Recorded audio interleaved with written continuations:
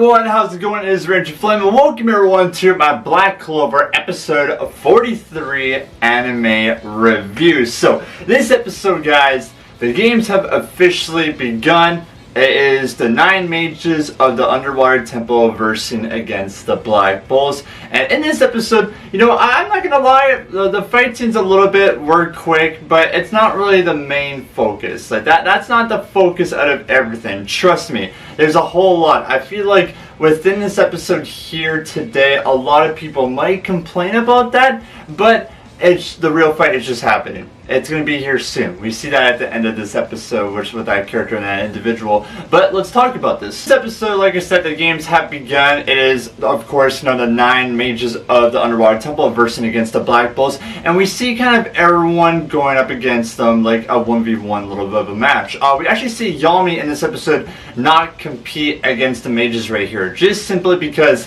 he's too OP. Yami is OP, so if he goes into this game, the High Priestess, the old geezer, knows that the mages are going to lose because, Yami will just wipe the floor with them and the game will just be won like that. Also, we get detail in here today as well from Kohono. We see her character back, which, yes, by the way, Kohono is live in the underwater temple, which was a little bit predictable. We've seen that when she was helping Noelle with her magic up on the surface, and if she'll meet them at the temple. It wasn't really a surprise that, she was from there. That was also what I was hinting on my last anime review at this, the people looking exactly like her and the old geezer and etc. like that. And, it's pretty cool how the layout is, with this arc and with the place. We see Yami and the old geezer looking throughout the whole arena of what individuals are facing who, which we see Asta, Gosh, Luck, and Magna completely take out the mages, 100%, right? They just destroy them, they move on,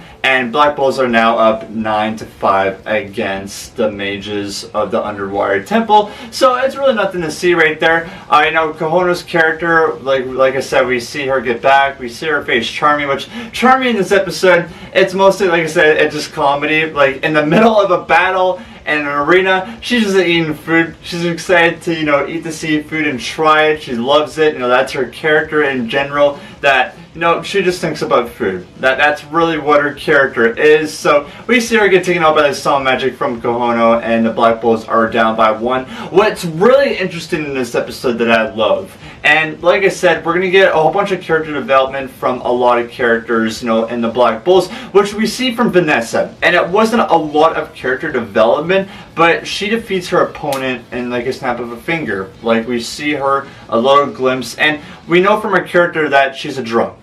She's kind of like how Charmy has her food, Vanessa has her alcohol. So we don't really get to see her full and potential power. Like we see Charmy when she gets serious if someone's going to take her food. For example, the Clover Destruction arc when she defeated the Witch, we saw her power. It's kind of like Vanessa here when she's not drinking. So that's kind of at least a cool development here or there. Actually, I have background in this episode as well that the old geezer, the High Priestess, is the grandpa of Kohono and Kaito. We see Kaito's character in the series now. He gets introduced, which he was the guy from the opening. That's what we see with him and Kohono, kind of just staring off into the moonlight. So his character is like a dancer, and he's legit a copy of Kohono, except Kohono has, her singing, while Kaito has his dancing. And we see his dancing magic kind of come into fruition in this episode, which his magic is pretty good when you look at it. Like, if he's fighting someone one-on-one, or if he's in a fight in general, he doesn't really have to use a lot of magic. He could just use his dancing to dodge the people's attack. If they're using magic, or if someone's swinging a sword at them, like Asta, which Asta, of course, was in that fight with him in this episode. So we see it kind of like that thing back and forth, which he's a pretty strong individual when you look at it. And he also has a dream here as well, just like Kohono. That Kohono's dream is to go up to the surface and sing and become an idol and become rich and famous. We know about that when she said that to Asta and Noelle. And now with, Kaito, it's the exact same dream, but dancing. That's literally the same thing. So it's like, you look at them, they're kind of like twins, for example. That's the best way to describe them. We also see kind of why this fight why people never come down here, what's kind of the true purpose. So we see that Kaito and Kohono, when they're saying out to Noelle and Asta in this episode, that if they win this fight against the Black Bulls, their dreams can come true, because the people at the underwater temple can't come up to the surface because of law, if that makes any sense. Like, it's illegal for them to go up to the surface, but if they win this fight against the Black Bulls, the old geezer or their grandpa has permission for them to actually be at the surface and for their dreams to come true. So they're kind of fighting all out. So we see them going after the dream. Of course, Asta, what he said in this episode is to become the Wizard King, as he usually says throughout the series. So it's kind of what the purpose was for them to win this fight against the Black Bulls. And of course, the Black Bulls' goal is to get the Magic Stone. And now we go to this part of the episode, which gets me so hyped. And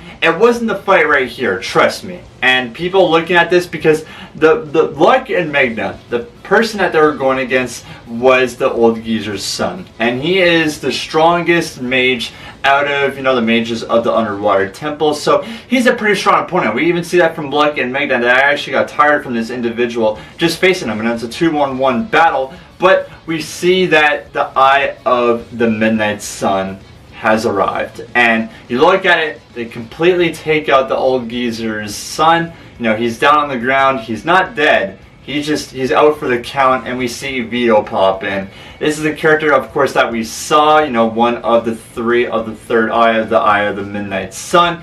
And of course they're after the Magic Stone, which didn't have a lot of time on it. Even Yami said in this episode that he's not joking around. Just give us the Magic Stone, we're out of here. There's a big group of people, very bad people, that are going to come down here and try to get this stone. And now we see that happen in Vito's return. And by the way, we're even going to see that in next week's episode, which we're not going to see, I don't think, a whole lot of fighting. It's probably going to be a half and half, just because, like I said, this is an arc that's going to be focused on a lot of character development through characters, so it's going to be a lot of Luck and Magna, which we see them, first meeting each other when they become a member of the Black Bulls, and their fight, man. I cannot wait for their fight. It is incredible. It probably was the best fight in Black Clover from the manga-wise, guys. You're gonna love it. Like, character development for their magic and how they go against Vito.